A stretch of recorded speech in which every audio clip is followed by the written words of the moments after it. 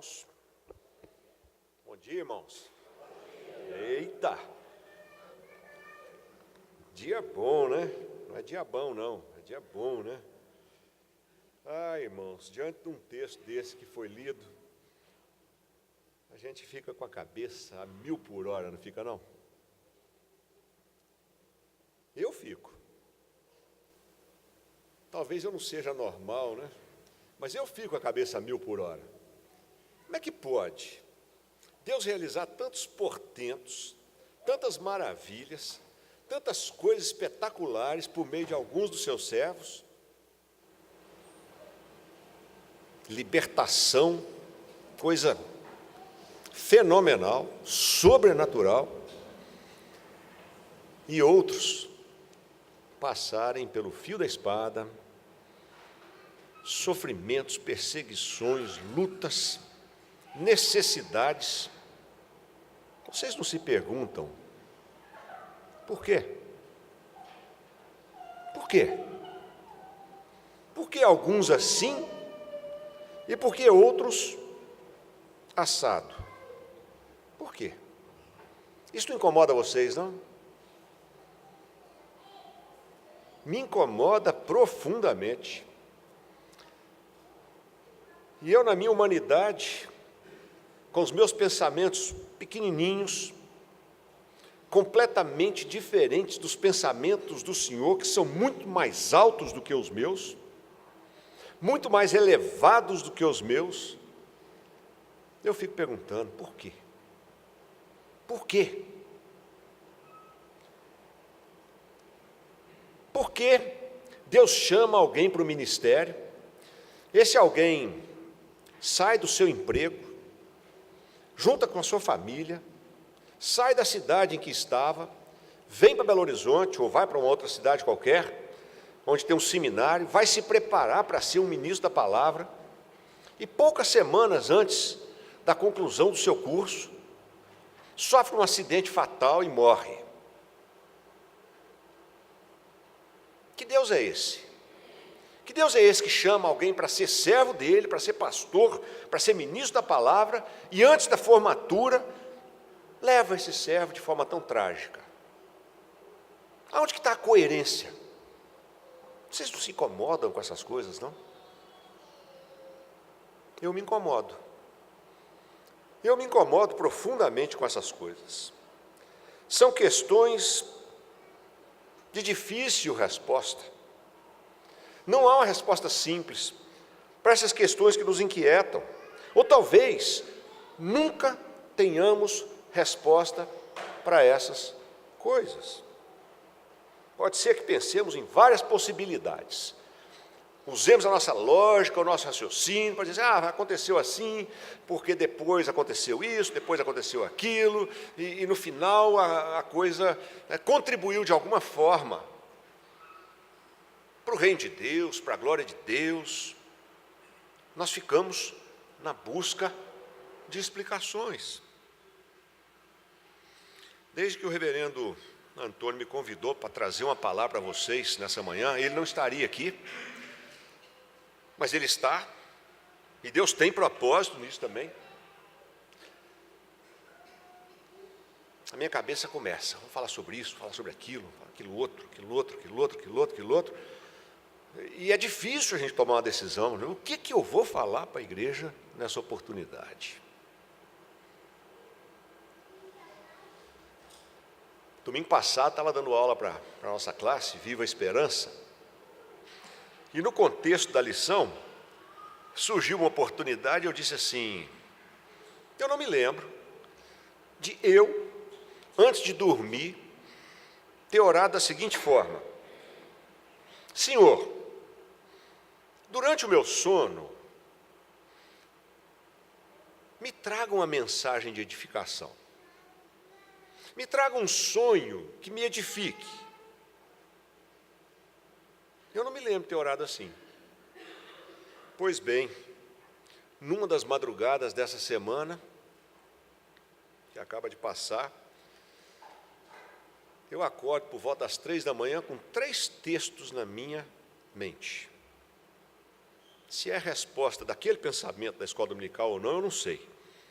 Mas o fato é que eu acordei com 3 textos na minha mente e eu quero que os irmãos abram a palavra de Deus para que nós leiamos esses 3 textos. São 3 versículos apenas.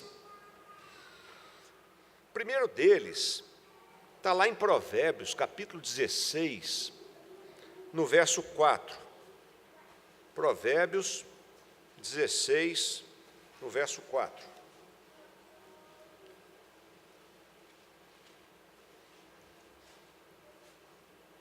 E esse é um dos versículos que faz parte da trilogia de versículos que eu vou usar hoje para uma história que eu vou contar para vocês. Prestem bem atenção no que está escrito nesse versículo, meus irmãos. Provérbios 16, verso 4. O sábio Salomão escreve assim: o Senhor fez todas as coisas para... Vamos lá? Todo mundo junto? O Senhor fez todas as coisas para determinados fins.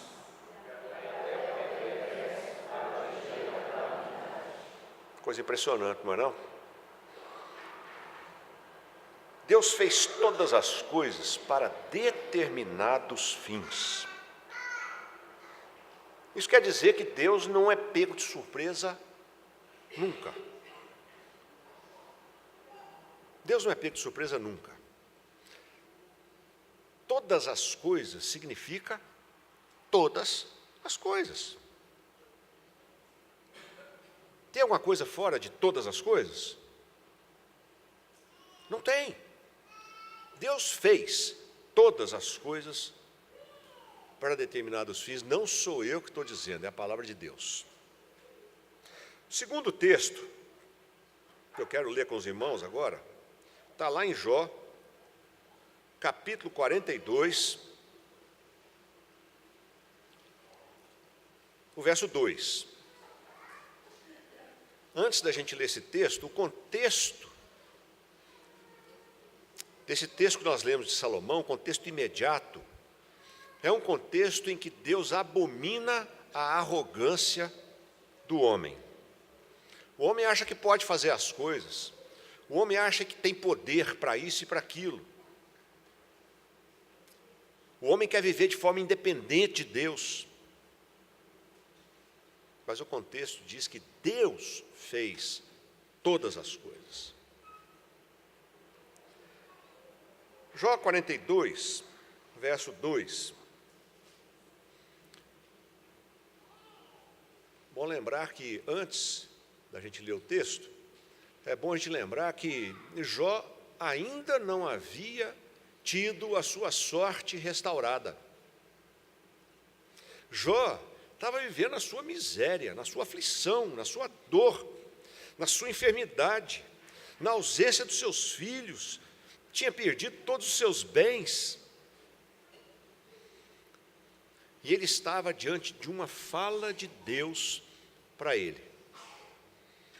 Deus vem corrigir toda a filosofia humana daqueles 3 grandes amigos de Jó.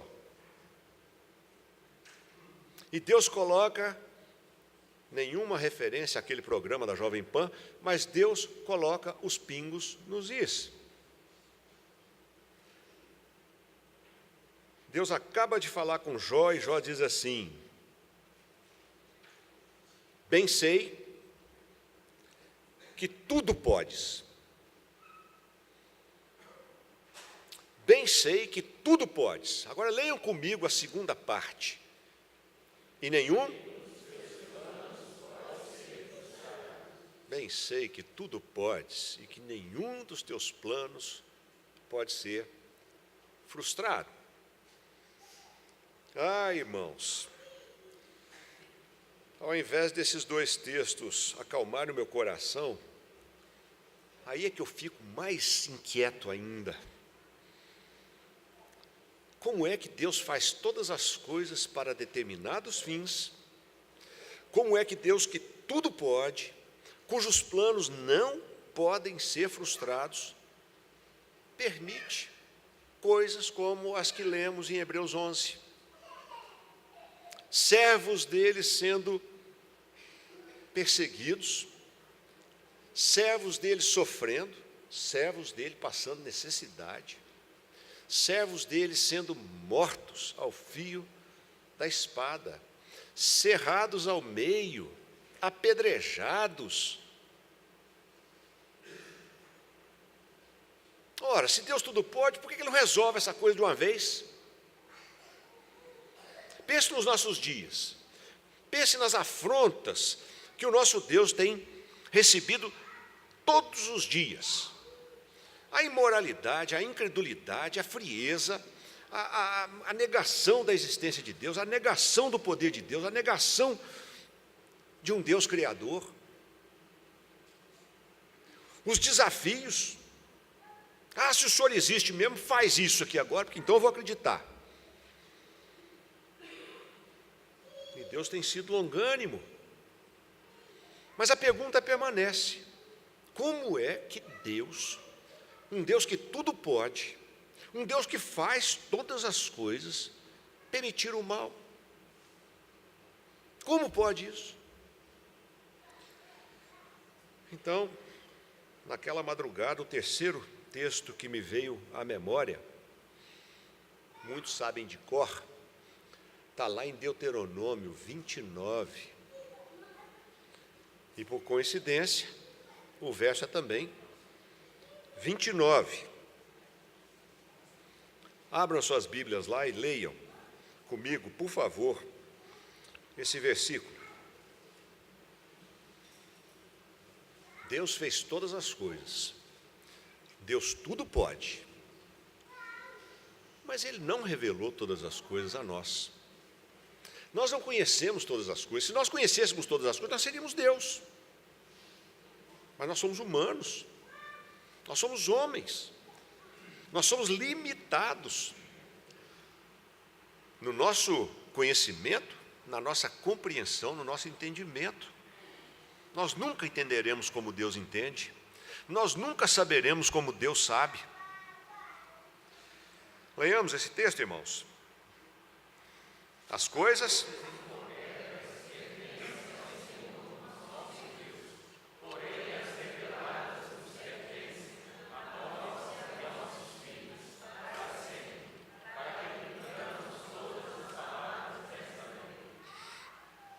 gente, vou te contar, viu? É bem de mineiro, né? Se a gente se preocupasse em fazer aquilo que Deus já nos revelou, na sua palavra, na sua vontade, nós talvez não tivéssemos tanto tempo para ficar, como eu fico às vezes, perguntando: por que isso, Senhor? Por que aquilo, Senhor? Mas por que assim, Senhor? E talvez eu me contentasse um pouco mais em ler textos como: Deus fez todas as coisas para determinados fins. Deus tudo pode e nenhum dos seus planos pode ser frustrado. É com esse pano de fundo que nós vamos tratar de uma história ocorrida em 1978, na antiga Rodésia. Rodésia, hoje Zimbábue. Naquela época, a Rodésia estava vivendo uma guerra civil. Conflitos e mais conflitos. O governo de Ian Smith estava sendo ameaçado por forças chamadas de forças libertárias. E essas forças libertárias tinham dois líderes, e um deles, um tal de Mugabe, que eu não conheci, logo depois veio a ser presidente do Zimbábue. No meio dessa confusão, irmãos, no meio dessa confusão, dessa guerra civil, 13 missionários britânicos de uma igreja chamada Elim foram massacrados, chacinados, mortos de forma cruel, de forma violenta, de forma triste, de forma horrível. 21 guerrilheiros dessas forças libertárias cruzaram a fronteira de Moçambique e entraram lá na Rodésia, foram nessa escola e ali, com machados e facas, eles mataram 13 missionários do Reino de Deus. 3 mulheres, 3 homens, 5 mulheres e 4 crianças morreram na hora. Uma mulher, de alguma forma, conseguiu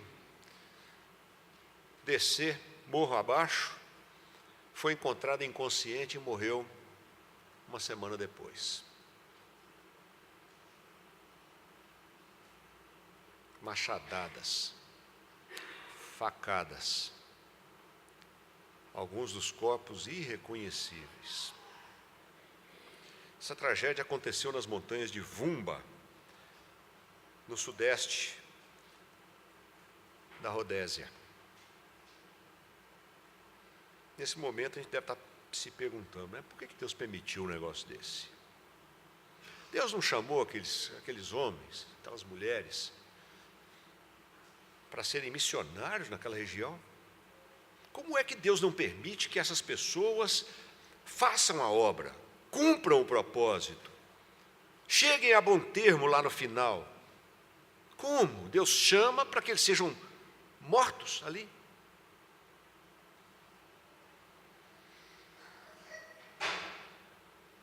Isso não incomoda vocês? A mim incomoda. A mim incomoda. Por quê? Como assim? Que incoerência é essa?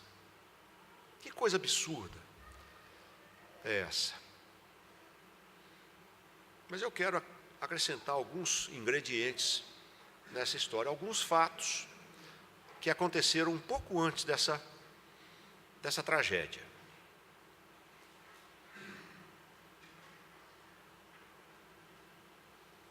Um ano antes dessa tragédia, um casal de missionários, Philip Evans e Suzanne Evans, se casaram no Reino Unido. Eles se casaram e foram para a Rodésia. Poucos meses depois, 3 meses depois que eles se casaram, a esposa engravida.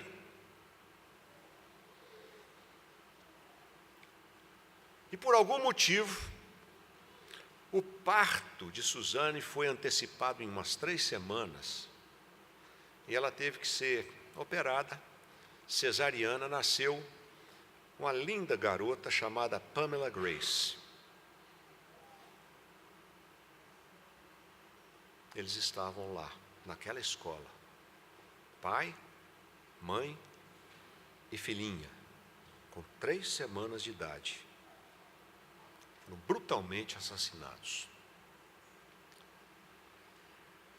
Por que Deus antecipou o parto em 3 semanas? Se tudo tivesse corrido normal, tranquilo, os 9 meses tivessem completados, onde estaria esse casal?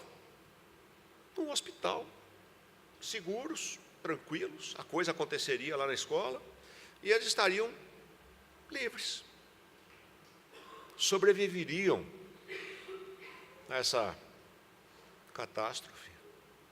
Mas não.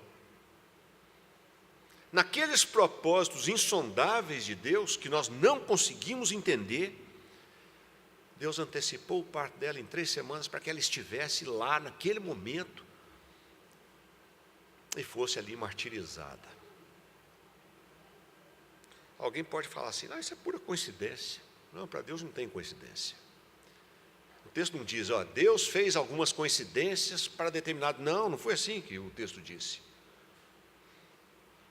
Deus fez todas as coisas, por incrível que pareça. Outro fato interessante é que o responsável por aquela missão, naquele local, um médico chamado Peter Griffiths, no mês de agosto de 1977, voltou para o Reino Unido para completar o seu mestrado, e ali ele ficaria 1 ano e alguns meses. Exatamente na ausência dele, acontece essa tragédia e ele é, com a sua família, liberto daquela tragédia. Ele está lá, no Reino Unido. E, curiosamente, quem é que foi substituir Peter Griffiths naquela missão? Esse casal que eu acabei de contar para vocês. Ah, gente, Deus faz todas as coisas com determinados fins. Mas Deus não me revelou, não revelou a você, e talvez não tenha revelado a ninguém, porque Deus tirou Peter Griffiths dali, e Deus colocou um casal naquele lugar, um casal jovem, 28 anos de idade, para passar por essa tragédia. Sabe aquela que eu disse para vocês que morreu uma semana depois? Ela se chamava Mary. Com ela também aconteceu um fato engraçado, interessante até. Ela deveria estar de férias, e ela iria para o Reino Unido naqueles dias. Ela não estaria ali. Por que ela estava lá? Humanamente falando, ela estava lá porque ela quis visitar a irmã dela, que era missionária, e estava no Ghana. Acontece que com a guerra civil que estava acontecendo na Rodésia naquele momento, muitas estradas estavam interrompidas, e ela teve que fazer um caminho completamente diferente para visitar a irmã. E isso atrasou demais a viagem dela. Para quê? Para que ela fosse martirizada e morta naquele dia. Coincidência. Coincidência. Não, irmãos, não é coincidência. Não é coincidência. A palavra de Deus diz que todos os nossos dias estão escritos e contados, e Deus não usa borracha, Deus não usa delete ou delete no seu computador para dizer assim, vamos deletar essa história aqui, vamos reescrever esse negócio. Vamos apagar esse nome aqui e vamos reescrever esse nome. Vamos apagar essa data e vamos reescrever essa data. Não. Não. Todas as coisas Deus fez. Um último fato que eu quero ressaltar para vocês, nessa manhã, é que Peter Griffiths, aquele que era o responsável por aquela missão, que estava lá em Londres, não sei que cidade, Surrey, lá na Inglaterra, exatamente no dia 23 de junho de 1978, no dia daquela chacina, na escola bíblica em que ele estava fazendo uma série de conferências chamada de Open Day, que eles tinham um dia inteiro de conferência, ele era o orador principal. Ron Chapman, que era o líder da missão no headquarter, no escritório central deles, lá na Rodésia, tentou falar com Peter várias vezes. Havia familiares de Peter naquela missão. Tentou falar com Peter várias vezes, não conseguiu, porque Peter estava no Open Day, naquela escola bíblica, e ele era o orador principal. Mas Ron Chapman conseguiu falar com um dos diretores daquela escola e incumbiu esse diretor para levar a mensagem triste daquela tragédia ao Peter Griffiths. E ele fez isso.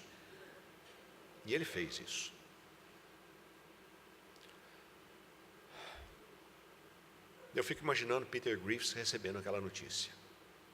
Os seus companheiros de missão, que ficaram lá enquanto ele estava no conforto da Inglaterra foram todos mortos a machadadas.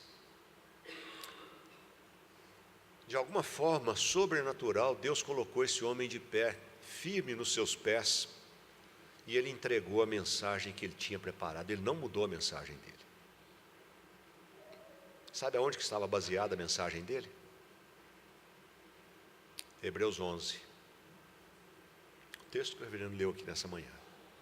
Um pouquinho antes do texto, versos 24 e 25. Deu uma corridinha lá. Hebreus 11, versos 24 e 25.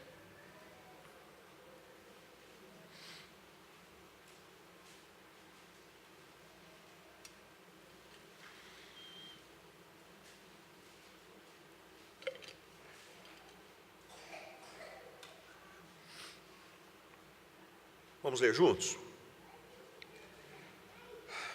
Pela fé, Moisés,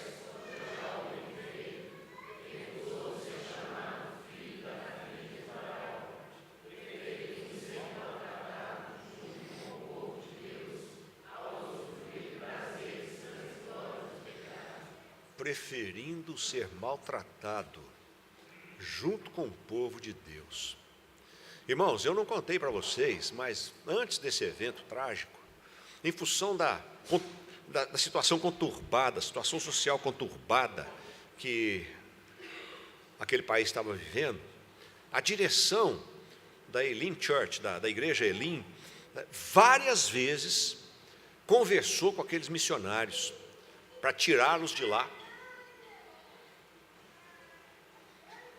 E eles disseram assim: não, nós vamos continuar aqui mesmo. Deus nos colocou aqui, Deus nos mandou para cá, nós precisamos obedecer à voz de Deus.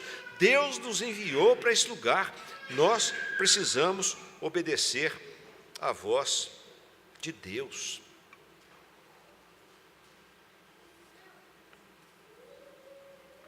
Pouco tempo antes, um ano antes dessa tragédia que aconteceu nas montanhas de Vumba, esse mesmo pessoal estava numa outra cidade, que hoje é a capital do Zimbábue, e lá eles estavam sediados porque eles tinham duas frentes de trabalho, uma na escola e outra num hospital. E neste local, escola e hospital estavam juntos, extremamente adequado para o que eles iam fazer. Eles até pensaram em ir para Vumba antes, não foram porque lá a escola estava num lugar, o hospital estava em outro. Mas como a coisa se complicou lá na capital, chegou a hora deles cuidarem da segurança própria deles. Então todos decidiram: vamos ficar aqui na Rodésia, mas nós vamos para um lugar que parece ser mais seguro. Mal sabiam eles que aquele local era o local de entrada e saída de guerrilheiros o tempo todo. Porque os guerrilheiros ficavam assim, iam na Rodésia, faziam o que tinham que fazer e voltavam a Moçambique, porque lá estavam seguros. Estratégia. Por que eles se mudaram? Lá em Cateriri, onde eles estavam, eles eram conhecidos já da comunidade, eles eram protegidos pela comunidade, apesar de toda a insegurança que havia ali. Equipes de missionários várias vezes passaram por cima de minas. Numa feita, 2 ônibus foram explodidos. 2 crianças morreram, uma perdeu a perna. A coisa foi ficando insustentável lá. Então eles resolveram se mudar lá para Vumba. E essa história é conhecida como a tragédia de Vumba. Se vocês procurarem no Google, vocês vão encontrar as notícias. Vocês vão encontrar essas notícias. Muito bem. Peter estava lá, terminando o seu mestrado. Terminou o seu mestrado. E aí, o que ele faz? Quem tem bola de cristal aí? Volta para onde? Volta para Rodésia. Já não mais Rodésia, mas agora Zimbábue. A guerra tinha terminado. Ele volta para lá. para continuar o seu trabalho missionário naquele lugar. Fico imaginando ele chegando lá e não encontrando nenhum dos seus primos e nenhum dos seus companheiros de missão. Ele volta para lá. E curioso é que no início dos anos 80, começou a circular um rumor lá no país de que vários daqueles 21 guerrilheiros que cometeram aquela atrocidade haviam se convertido. Deus faz todas as coisas para determinados fins. Deus pode todas as coisas e nenhum dos seus planos pode ser frustrado. Aí a missão na Inglaterra pede a Peter Griffiths para verificar se de fato aqueles rumores tinham algum fundamento. Peter, fazendo as suas investigações, de repente recebe um convite para se encontrar com alguém que ele não conhecia. Ele sai da missão, do escritório central das missões ali em Mutare, e vai se encontrar com essa pessoa. Ele volta desse encontro transtornado. Ele volta desse encontro abalado. Sabe por quê? Porque ele se encontrou com um dos líderes daquela chacina.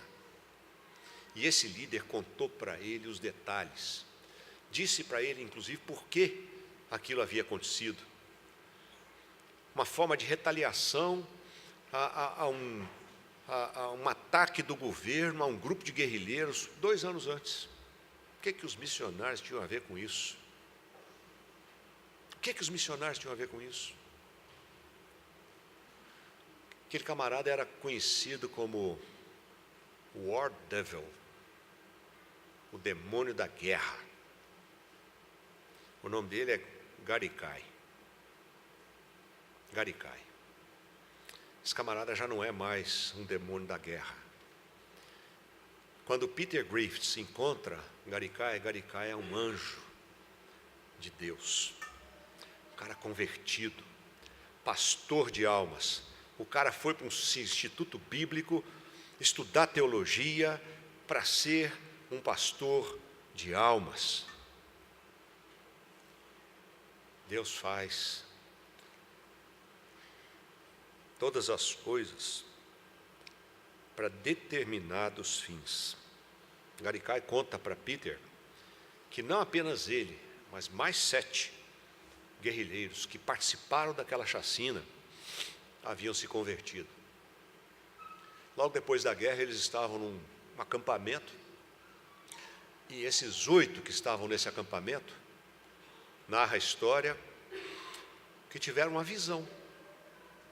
E a visão que eles tiveram, foi assim: eles viram uma cruz, e viram também uma imensa mão vindo contra eles para esmagá-los.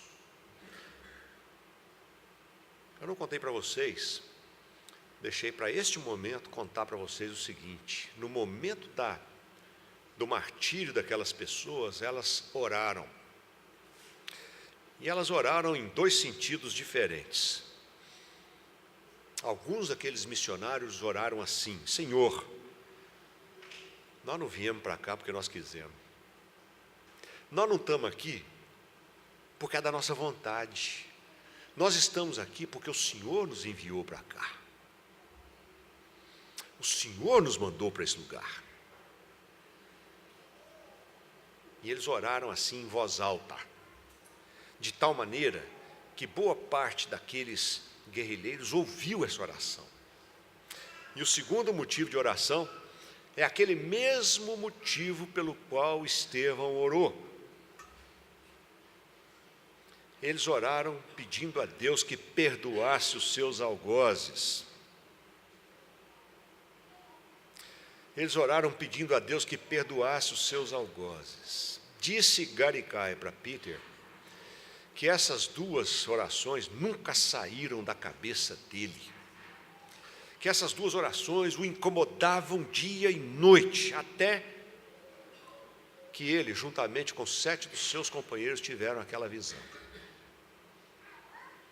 Eles se dispersaram, uns foram para o oeste, outros foram para o leste, os que tinham passaporte saíram do país, e todos eles foram para institutos bíblicos. Somente Garicai ficou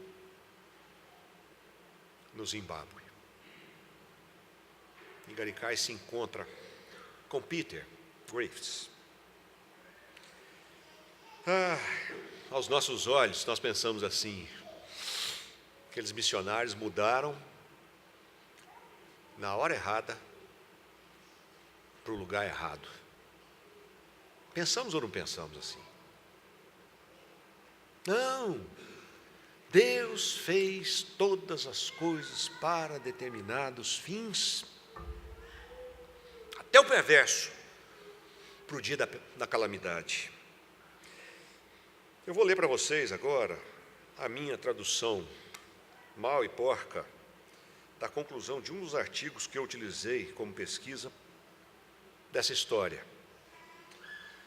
Na conclusão desse artigo está escrito assim: como resultado da atitude de oração e perdão, vimos o trabalho florescer ao invés de encolher no Zimbábue. A escola secundária é agora, isso em 2003, não estou falando de agora, estou falando de 2003, pouco tempo depois daquela tragédia, 2 vezes maior do que era antes do massacre. O hospital está indo super bem. Além de atendermos os necessitados, os doentes, as nossas relações com o governo, com o novo governo, estão ótimas. A igreja está crescendo. A igreja está crescendo. Entre 1993 e 2003, 16 novas igrejas foram implantadas no Zimbábue, por conta daquele trabalho missionário. Logo depois daquele trágico evento, muitas pessoas fizeram doações para que a igreja construísse um memorial àqueles missionários mortos. E uma igreja foi adquirida com essas doações, chamada hoje Igreja Memorial de Mutare. A igreja continua crescendo e já não comporta mais a quantidade de pessoas que se converte. Deus faz todas as coisas para determinados fins. O que aconteceu em Zimbábue não é algo que algum de nós gostaria de ver novamente. Mas os céus se regozijaram com a dedicação, fidelidade e lealdade daqueles devotos missionários. Nos planos e propósitos de Deus, Ele definiu o momento certo para levar para casa e para si mesmo aqueles seus servos. Também ficou muito claro que o princípio da semeadura e da colheita é plenamente aplicado em cada vida, de tal modo que, quando morremos, então vivemos. Esses foram alguns fatos ocorridos naquela época. Naquela época. No sepultamento, na verdade, no duplo sepultamento, porque 12 foram sepultados juntos, e depois Mary, aquela que morreu uma semana depois, foi sepultada também. Ron Chapman, aquele camarada que tentou falar com Peter Griffiths e não conseguia falar de forma alguma, ainda estava lá em Mutare. E ele foi o responsável pelo cerimonial de sepultamento daqueles irmãos. E na oração de Ron Chapman, nas 2 orações que ele fez, uma para 12, outra para uma, ele orou pelos familiares, pediu a Deus o conforto, o consolo, a renovação da fé, da força, da esperança, mas ele orou também, clamando a Deus por perdão àqueles sanguinários, assassinos. Ele orou a Deus clamando por perdão. Isso foi noticiado pelo Zimbábue. Provavelmente, aqueles 21 guerrilheiros tomaram conhecimento disso. Provavelmente. Bom, essa é a parte antiga da história, mas tem uma parte nova e aí eu vou concluir. Há umas 3 semanas atrás, nós recebemos aqui na igreja nosso irmão missionário Tiago Gomides Mila, e sua filhinha Sofia. Eu não vou contar para vocês como é que Deus faz todas as coisas para determinados fins e quando, as circunstâncias nas quais eu conheci o Tiago Gomides. O fato é que nós nos tornamos amigos. E se ele vem a Belo Horizonte e ficar em casa de alguém, eu mato aquele homem. Brincadeira, nada disso, é só força de expressão. Mas ele tem que ficar lá em casa. E ele estava lá em casa, ele esteve aqui na igreja, ele ficou conosco, e ele pregou aqui nessa igreja, e ele falou para os jovens dessa igreja. Camarada de Deus, camarada de Deus. Eu louvo a Deus pelo conselho da nossa igreja, ajudar, suportar esse nosso irmão que está indo para a Tailândia. Ele veio para cá para se despedir de nós, porque ele vai embora para a Tailândia, vai ficar 4 anos lá, sem poder voltar para o Brasil.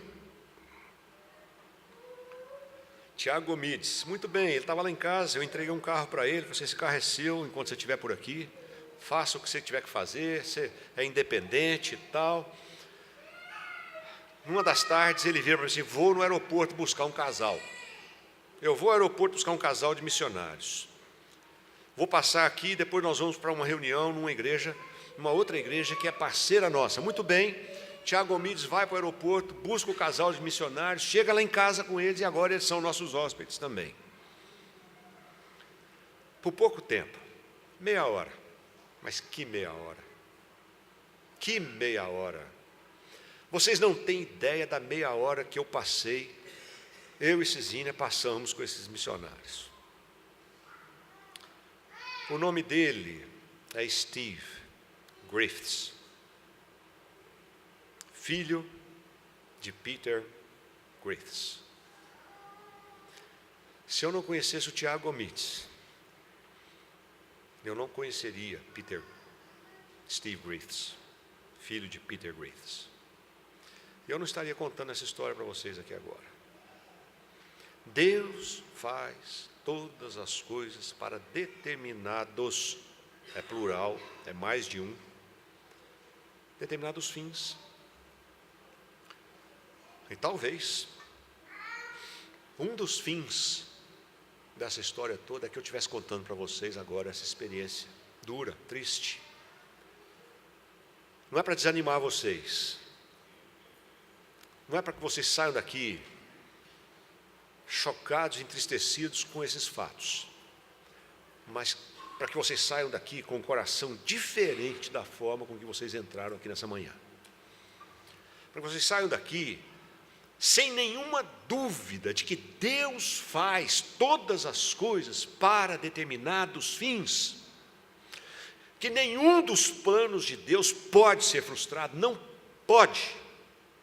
Isso é uma impossibilidade. Deus é poderoso para fazer infinitamente mais do que tudo quanto pedimos ou pensamos, conforme o seu poder que opera em nós. Paulo registrou isso numa oração que ele fez pelos crentes de Éfeso, lá no capítulo 3 da carta dele aos Efésios. Steve e Gary Kai são, hoje, amigos. Como é que ele pode ser amigo de alguém que assassinou primos? Como é que ele pode ser amigo de alguém que assassinou seus irmãos na fé? Como é que ele pode ser amigo de alguém que matou missionários do reino? São amigos, se correspondem. Steve terminou de contar essa história para nós lá em casa, ao redor da mesa, tomando um cafezinho. Eu disse para Steve, você tem que escrever um livro, você tem que contar essa história. Ele começou a rir. Mas por que está rindo? Já escrevi. E o livro se chama The Axe and the Tree, o machado e a árvore. Machado e a árvore? Que raio de nome é esse? Por que um título desse para um livro? O machado e a árvore. Eu perguntei para ele, por que esse título? Na mesma hora, ele ainda estava explicando, eu já botei no Google lá, The Axe and the Tree, para ver se eu achava logo esse livro. Achei o livro no Google, falei, está aqui em PDF, o que eu posso? Posso baixar? Eu falei, pode baixar. Baixei na hora. Só que não está completo, são só 50 páginas que está lá. Talvez a editora tenha feito isso até como um chamativo para vender mais livro. Pode ser, não sei. O fato é que o Steve ficou de conversar com a editora sobre essa parte do texto que está disponível na internet em PDF. Eu sei que eu estou com essa parte lá em casa e vou comprar o livro inteiro. Por que esse título? O Machado e a Árvore. Eu assim, sabe por quê? Porque o machado nunca se lembra, mas a árvore nunca se esquece. Dá para entender, não dá, gente? Dá para entender. O machado nunca se lembra, mas a árvore nunca se esquece. Eu quero que vocês saiam daqui com uma disposição espiritual diferente. Uma disposição espiritual diferente. Se vocês tinham alguma dúvida de que Deus está no controle da vida de vocês, que Deus está cuidando de vocês, Deus está cercando vocês por trás, pela frente, de um lado, de outro, não tenham dúvida. Por mais que as circunstâncias sejam tristes, não tenham dúvida. Se a perseguição for por causa do Evangelho, regozijem-se, alegrem-se, porque a palavra de Deus diz que todos aqueles que quisessem viver piedosamente seriam perseguidos.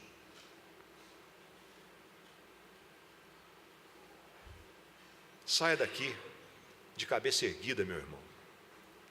Coisas ruins aconteceram com os servos de Deus no passado, em toda a história. Há 2000 anos atrás, o autor da carta aos Hebreus registrou exatamente coisas assim. Coisas boas, coisas ruins.